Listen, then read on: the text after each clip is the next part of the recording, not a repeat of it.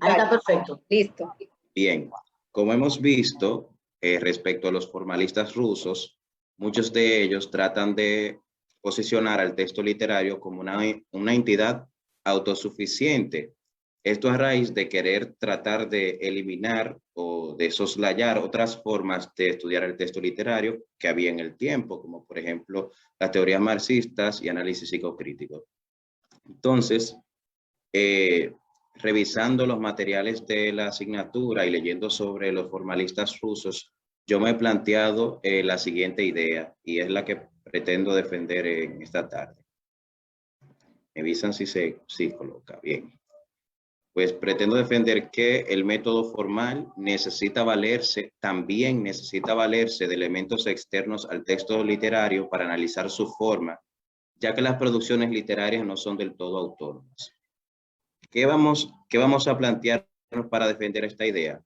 Bueno, el primer planteamiento es que cuando entramos en contacto con el texto literario, ya sea el crítico o el lector, se supone que debemos descifrar una sintaxis literaria que ha sido configurada por un autor. Y luego, cuando nosotros logramos descifrar esa sintaxis, podemos acceder a un contenido semántico. Y una vez que damos con este contenido semántico, pues entran en juego aspectos externos como la experiencia del lector o del crítico.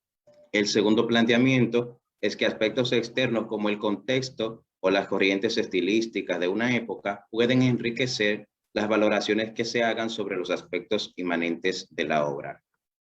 Tenemos por aquí para defender el primer planteamiento a Tiftan Todorov, quien en la introducción que él hace, la presentación que él hace al texto La teoría de la literatura de los formalistas rusos, nos señala lo siguiente. Actualmente nos parece que las ideas alrededor de las cuales se ha construido la doctrina del formalismo se encuentran al margen del sistema.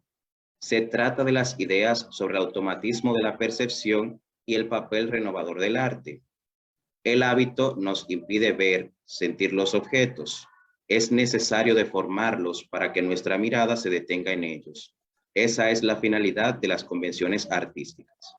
Ahora bien, si un texto en el proceso de desautomatización, es decir, de desentrañamiento de esa forma literaria para acceder a ese contenido semántico, necesita que alguien lo deforme, que lo desmenuce, que lo desentrañe, implica que necesita un elemento externo, en este caso la figura del crítico o del lector. Además, en el proceso de descifrar esa forma, esos significantes que ha configurado el autor, no juega un papel importante las experiencias y pensamientos. No es con ideas y pensamientos configurados que el lector se encuentra cuando lee un texto literario. Además, si una obra literaria fuera del todo autosuficiente, no necesitará ni siquiera una persona que la comprendiera o que la contemplara. Tampoco habría necesidad de que un autor creara una sintaxis literaria base del sistema lingüístico que domina para que otro pudiera acceder a ella. En ese mismo orden, tenemos al mismo Víctor Shklovsky, que en su texto El arte como artificio, él nos da las pautas, nos da indicios del papel que juega el elemento externo del lector. Porque, por ejemplo, al producirse el fenómeno del extrañamiento, sabemos que se produce un retraso en la percepción y se supone que si hay elementos que van a causarle extrañeza o sorpresa en ese receptor, deben jugar un papel importante en la realidad del mismo y las experiencias del mismo. Por otro lado, para defender el segundo planteamiento, tenemos que remitirnos a Yuri Tinianov, quien en su artículo La evolución literaria, él nos plantea lo siguiente.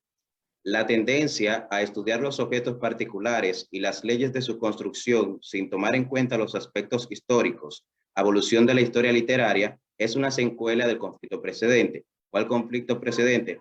Bueno, pues el querer estudiar la obra literaria sin tomar en cuenta aspectos históricos. Luego dice, llamo función constructiva de un elemento de la obra literaria en tanto que sistema a su posibilidad de entrar en correlación con los otros elementos del mismo sistema y en consecuencia con un sistema entero.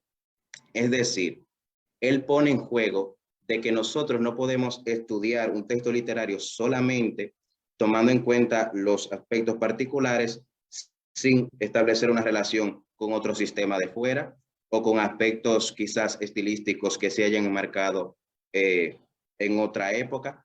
Por ejemplo, yo no podría entender un poema de Franklin Mieses Burgos, pues no podría, ¿verdad? No podría hacerlo si yo no tengo en cuenta las características correspondientes al postumismo, por ejemplo, o que yo me encuentre con un texto literario en el que un personaje me narre una historia y yo obvio, por ejemplo, en El Quijote, cuando un personaje, el personaje de una chica, cuenta una historia a los demás, para poner ese ejemplo.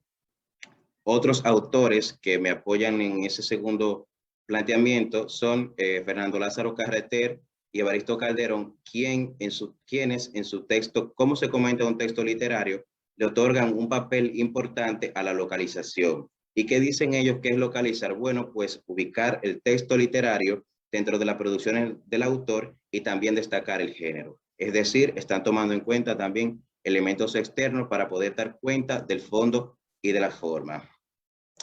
Ya para concluir mi intervención, cuando apliquemos el método formal, es importante que también demos la oportunidad de tomar en cuenta estos aspectos externos, porque en realidad no les restan a la forma de análisis, sino que la enriquecen. Además, esto que yo digo puede ser considerado por dos elementos particulares. El primero es que, por ejemplo, el mismo Bond, en su texto El método formal, nos dice que los formalistas no establecieron un sistema metodológico en sí, sino que realizaron postulados. Y el otro sería, por ejemplo, que el mismo Todorov señala que el formalismo como una teoría inmanente al fin es presta a recibir sugerencias, y yo creo que esto podría ser tomado en cuenta. Hasta aquí mi intervención.